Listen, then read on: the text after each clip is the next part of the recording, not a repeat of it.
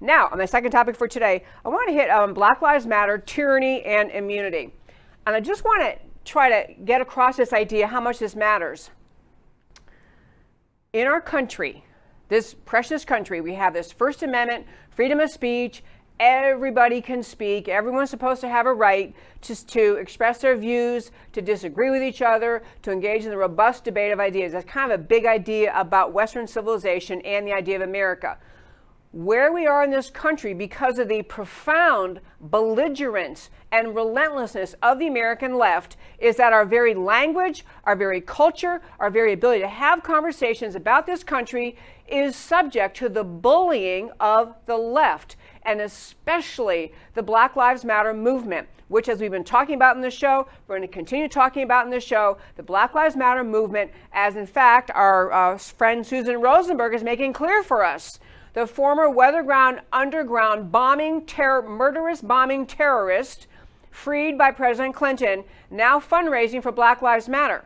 Black Lives Matter, the organization, is not a pro-American organization. It is not a let's keep America strong and free and improve our justice system. This is not an organization even an iota committed to justice. Racial justice has nothing to do with BLM. BLM is all about flat out left-wing tyranny, takeover of this country.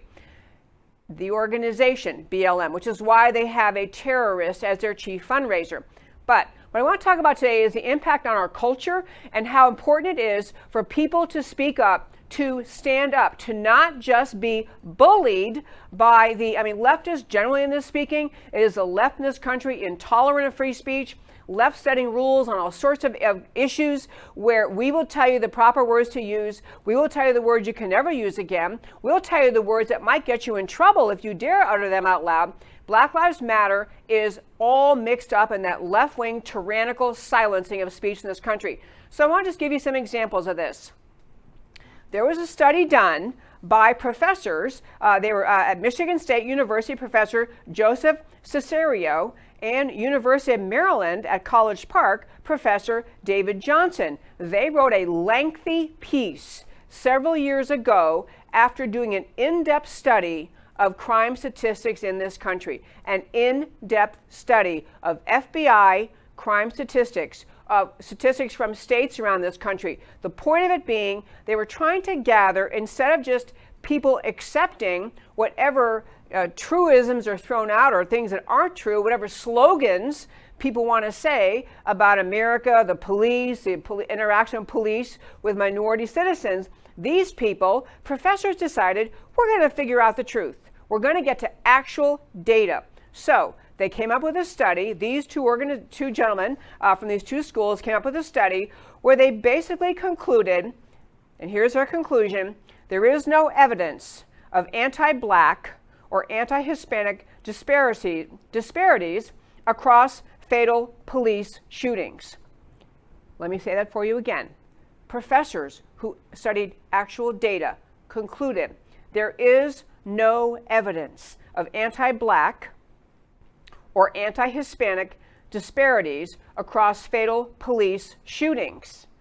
They put their study out, obviously footnoted to the hilt, detailed where they got their data, and they went on. Another thing they found is that Black police officers shoot Black suspects at the same rate white officers do. So this whole effort of BLM to say, well, it's all these white officers shooting unarmed Black citizens, this study is saying, no, actually, factually speaking, Black officers shoot Black suspects at the same rate that white officers do. And police, if anything, are more reluctant to shoot non-whites. Police are reticent. Police are fearful. Police less likely to shoot non-whites. And so their findings, these factually, statistically based findings, contradict the left-wing narrative that is fomenting riots across the country. Current situation with George Floyd, Everyone in their right mind in our country, of every race, ethnicity, national origin, political background, looks at that clip of what happened to George Floyd in Minneapolis and are disgusted. They're grateful that there's a prosecution ongoing of that officer, grateful to know that that is unacceptable to the broad swath of America. Everybody knows this.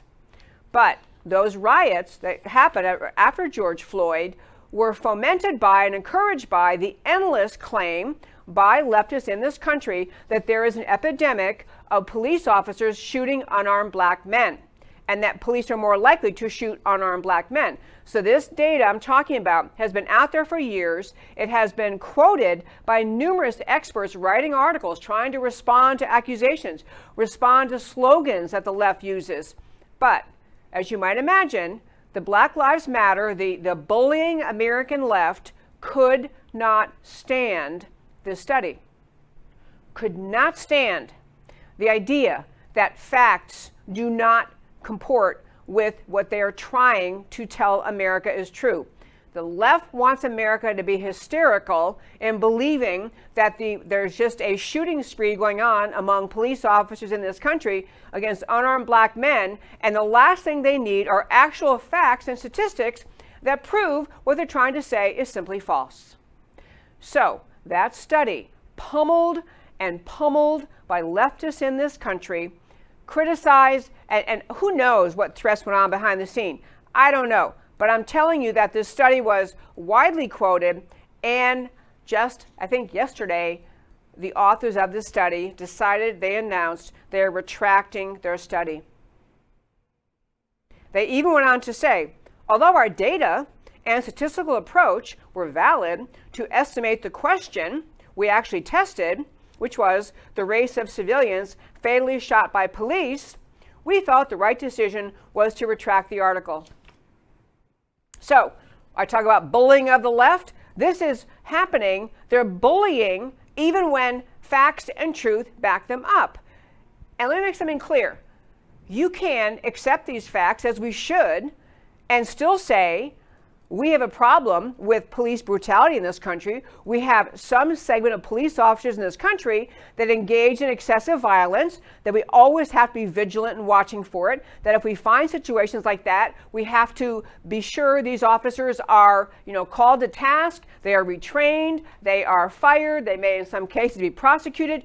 You can stand up for, and this is where I am, and I think literally 95% of America is. You can say, we don't want police brutality. We don't want excessive violence. We want officers well trained. We want officers, if it is justified, prosecuted.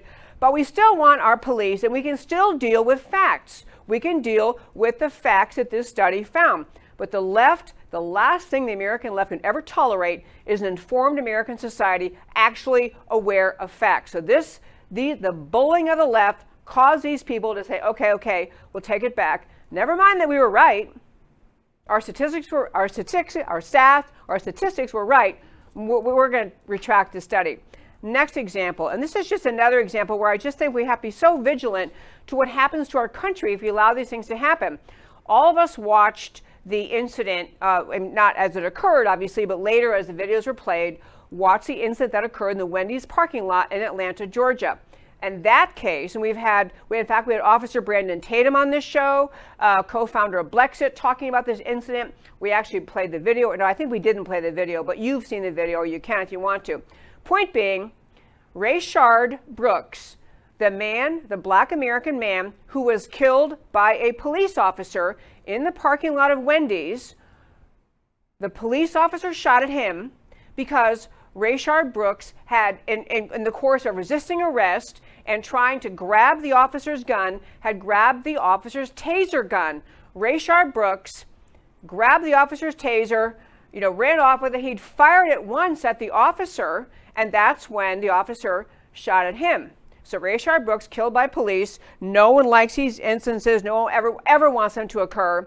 But anyone in their right mind can see that officer was shooting in self-defense. Yet the district attorney in Atlanta, DA Paul Howard, chose to bring charges against the officer for murder, for defending himself as Rayshard Brooks is aiming a taser gun at him.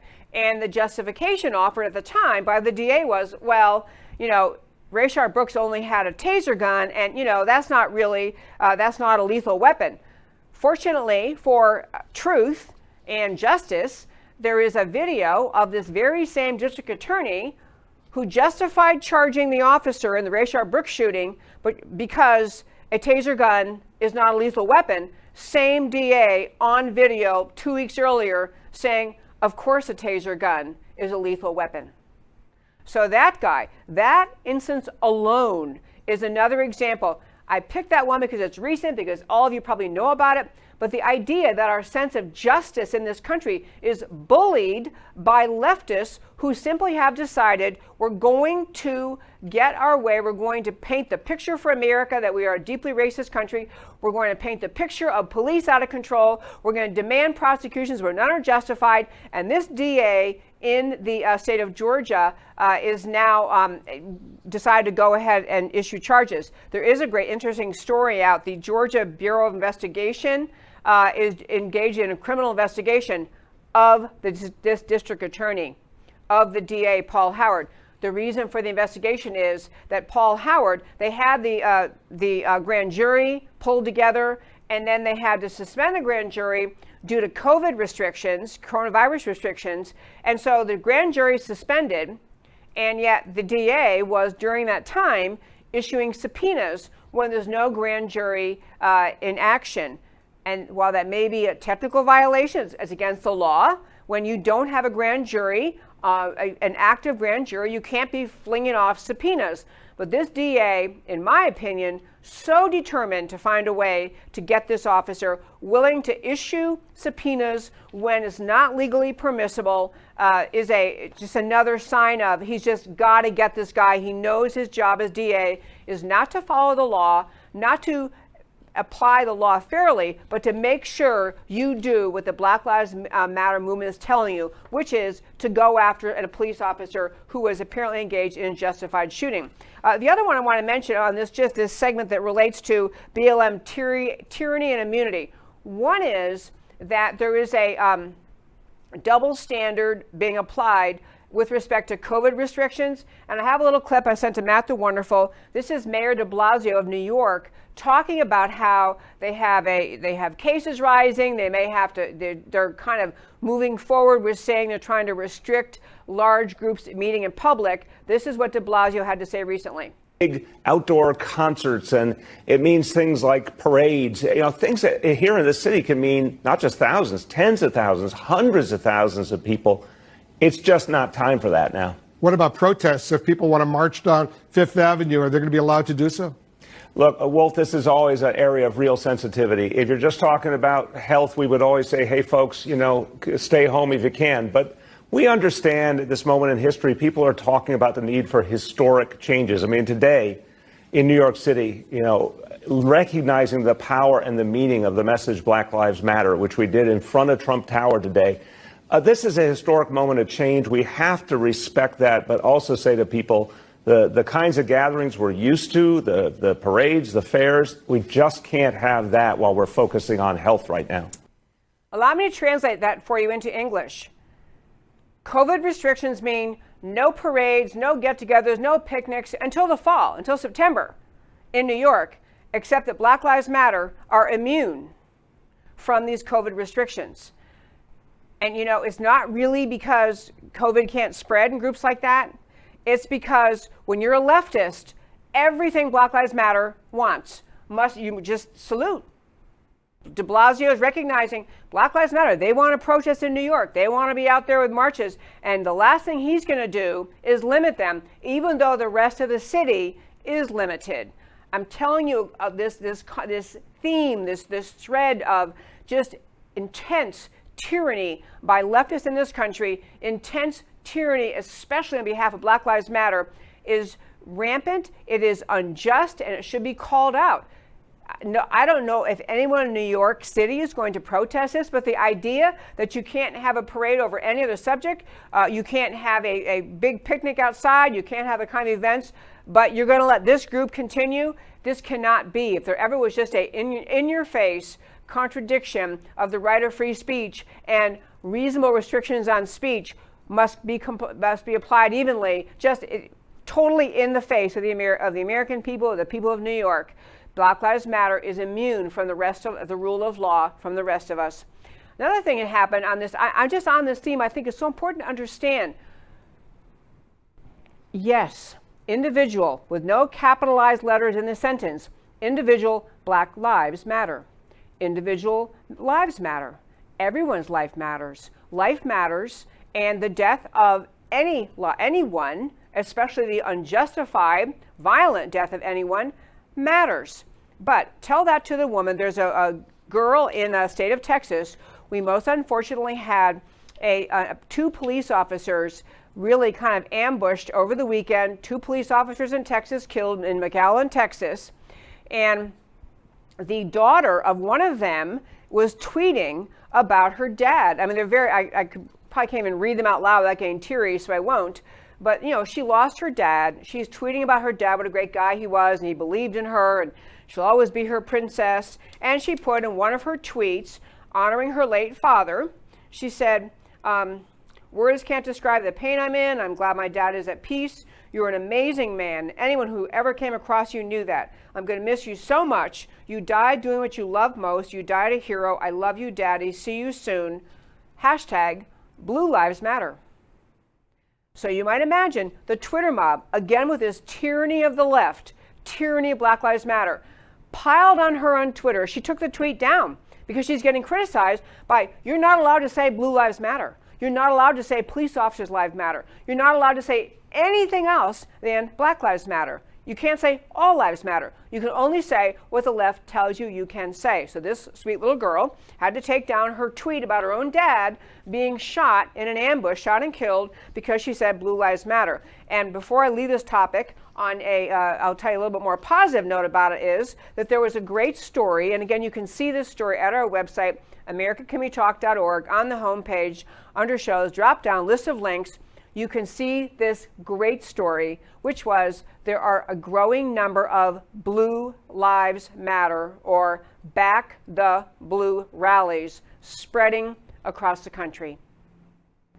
People in this country not okay with defund the police, not okay with Black Lives Matter, hate the police, destroy the police, end the police, not okay with a vast swath of Americans. These were really heartwarming. I should have sent those pictures in too, but really heartwarming pictures. You know, patriotic Americans of all ages and backgrounds, you know, pretty much red, white, and blue kind of flags waving, standing up for police officers in this country. Police under the assault of the American left. And I want to say one last thing in closing out this topic.